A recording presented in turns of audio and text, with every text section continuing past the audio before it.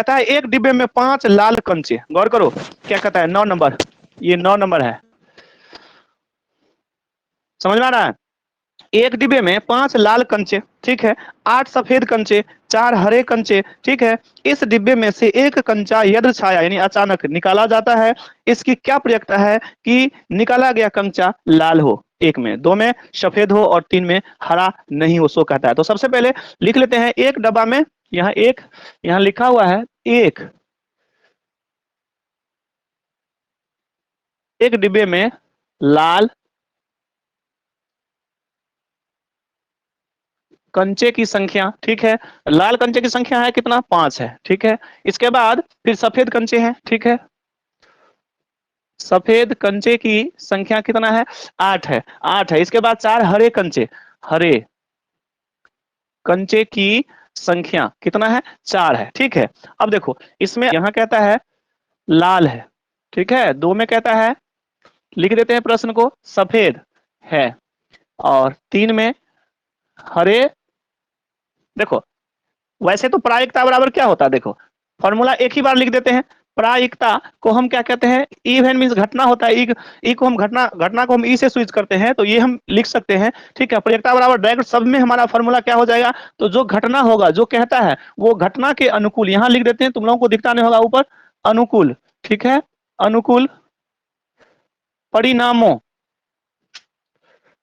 परिणामों की संख्या, अब बटा कुल, या हम लिख सकते हैं सभी, सभी संभव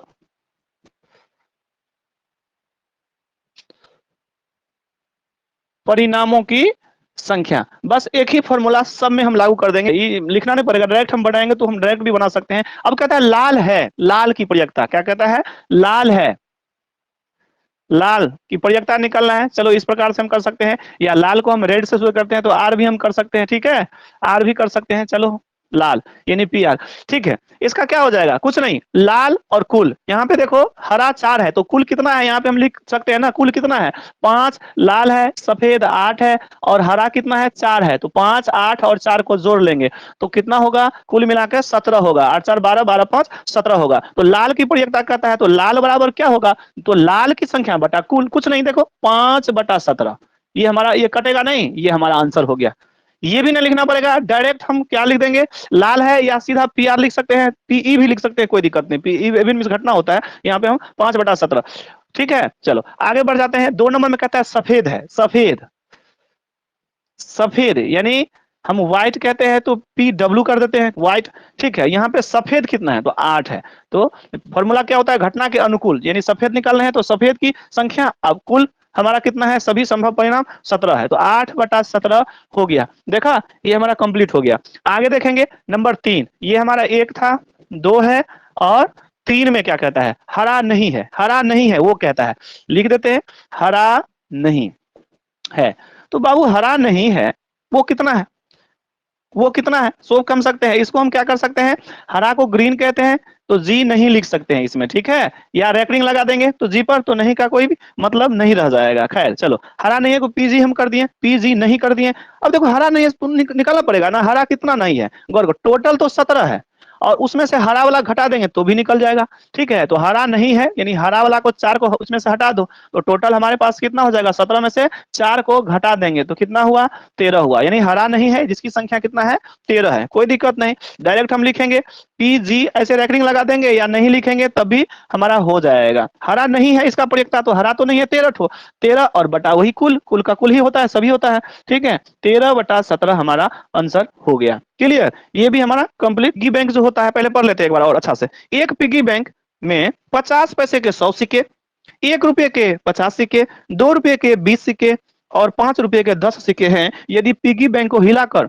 उल्टा करने पर कोई एक सिक्का गिरने की परिणाम संप्रायिक है, तो इसकी क्या प्रक्रिया है कि वह गिरा हुआ सिक्का 50 पैसे का होगा और दो में 5 रुपए का नहीं होगा, सो कहता है।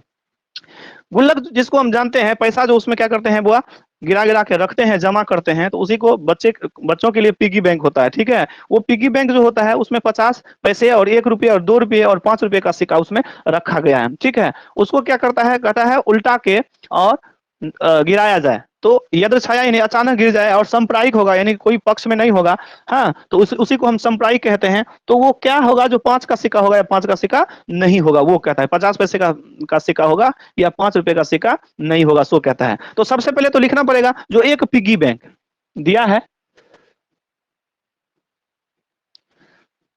एक पिगी बैंक, ठीक है, एक पिगी बैंक जिसमें सबसे पहले क्या है, 50 पैसे, हाँ 50 पैसे की सिक्के हैं, ठीक है, 50 पैसे की सिक्के की 50 पैसे के सिक्के की संख्या कितना है, 100। फिर कहता है यहाँ पे 1 रुपये के 50 सिक्के 1 रुपये की सिक्के की संख्या कितना है 50, ठीक है। इसके बाद फिर कहता है 2 रुपये के 20 सिक्के, 2 रुपये की 20 सिक्के, 20, और 2 के बाद है 5 ना, 5 रुपये के 10 सिक्के हैं, ठीक है, 5 रुपये की संख्या कितना है 10 है। यानी ये जो हमारा है ये क्या है, सिक्के है, ठीक है, ये सिक्के है, 100 सिक्के, 50 सिक्के यहाँ हम लिख भी दिए, जरूरी नहीं है, ठीक है। अब देखो, अब हमारा कहता, पहले तो अपना मन से कुल निकाल लेंगे यहाँ पे ना, लेकिन कहता है जो 5 रुपये उसका क्या होगा, क्या कहता है जो 50 पैसे होगा वो कहता है, 1 नंबर में क्या कहता है 50 पैसे, 2 नंबर में क्या कहता है 2 नंबर में कहता है 5 रुपये का नहीं, 5 रुपये का नहीं, इसका क्या निकालना है, तो प्रायिकता निकालना है, क्लियर। एक पिगी बैंक है ना, एक पिगी बैंक में प्रश्न में दिया हुआ है, एक पिगी बैंक है जिसमें 50 पैसे की कुल मिला के 100 सिक्का, 1 रुपये की 50 सिक्के और 2 रुपये की 20 सिक्के, 5 रुपये के कुल मिला के 10 सिक्के हैं। तो यहाँ कुल पिगी बैंक में कुल सिक्का है कितना, तो कुल सिक्के या सभी सिक्के कर सकते हैं, ठीक है, सिक्के की संख्या कितना है, देखो 100 प्लस 50 प्लस 20 प्लस 10 बराबर कितना, तो 150, सबको जोड़ लेंगे, 50 60 70 80, 180 हुआ, कुल मिला के 180 सिक्के, ठीक है। चलो अब बनाते हैं, यहाँ पे 1 नंबर में क्या कहता है 50 पैसे, बताओ 50 पैसे